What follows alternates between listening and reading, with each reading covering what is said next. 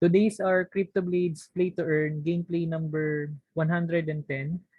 So based na nakikita natin sa screen, tumaas by 5.4% ang value ng CryptoBlades skill token sa cryptocurrency market. So tignan natin yung earnings natin right after natin maglaro ng ating CryptoBlades Play to Earn gameplay number 110 in today's video.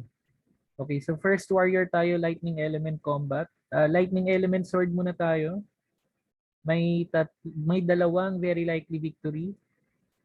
Isiset ko muna ng 200 yung stamina. And check natin yung ating CryptoBlades tracker combat simulator. Okay, for our first warrior na lightning element warrior, magpapalit ako ng water element sword and lalabanan natin itong first opponent. Ito, lalabanan natin to. So, fight. Okay, na-click na yung MetaMask. Waiting for fight result. Okay, nanalo tayo. Okay, second combat, water element sword. May nag-iisang very likely. Check natin kung ano yung results pagka nagpalit tayo ng weapon. Okay, pag nagpalit tayo ng weapon, may 4 na very likely victory. So, try natin kung saan dito yung pinaka may mataas na win rate. Okay, so ang lalabanan ko na itong unang-una. 87% pa rin naman yan. Okay, so fight. Okay, so waiting for fight results. Disclaimer statement for our Involve Asia and Cryptocurrency YouTube channel. All the information on this website is published in good faith and for general information purpose only. Any action that you take upon the information you find on this website, Involve Asia and Cryptocurrency YouTube channel, is strictly at your own risk. Let's go back to our second combat. Nanalo tayo. Okay, third combat, water element. Water element sword muna uli. May nag-iisang very likely.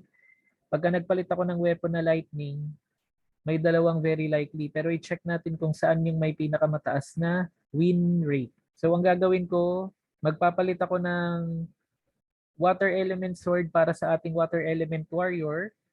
And then, need nating labanan ang second opponent. Ito yun. Fight. Okay, so naklik na yung MetaMask, waiting for fight result.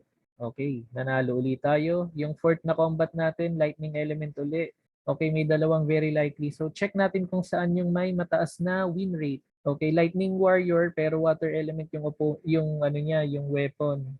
And then lalabanan ang fourth opponent, fight. Okay, waiting for fight result. Okay, nanalo lahat ng warriors natin, guys. Okay, nag-increase yung ating earnings to 3.7516 skill. I-track na natin yan. Okay, and for this CryptoBlades play to earn gameplay number 110, kumita tayo ng 0.0402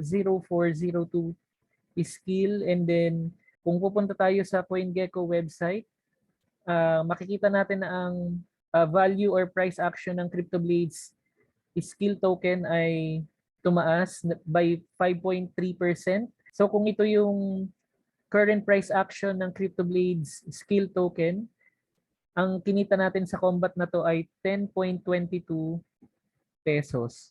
And then kung ika-calculate natin ang ating accumulated earnings, kumita tayo ng 3.7516 skill, and yan ay equal to 954.33 pesos. Ayan. More fruitful gains, and I'll see you again on our next vlog. Bye for now.